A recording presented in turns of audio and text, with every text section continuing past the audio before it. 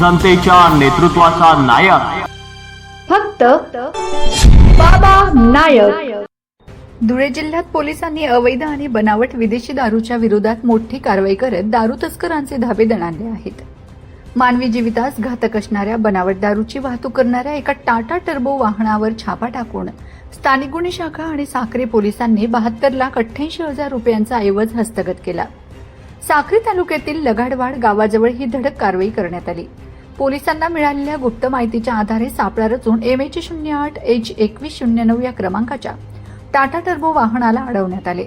वाहनाची तपासणी केली असता त्यामध्ये रॉयल ब्ल्यू मार्ट विस्कीचा तब्बल 655 बॉक्स बनावट दारूसाठा मिळून आला।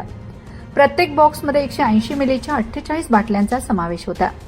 जप्त केलेल्या बनावट दारूची किंमत 62,88,000 रुपये असून वाहतुकीसाठी वापरलेले 10 लाखांचे वाहन असा एकूण 72,88,000 रुपयांचा मुद्देमाल जप्त करण्यात आला आहे। या कारवाईत पोलिसांनी 26 वर्षीय राकेश धनलाल भोये राहणार धनकवडी पारगाव तालुका साक्री याला ताब्यात घेतले आहे। या दारूवर कोणताही वैध लेबल किंवा परवाना नव्हता, तसेच ती मानवी जीवितास अत्यंत अपायकारक असल्याचे तपासात समोर आले आहे।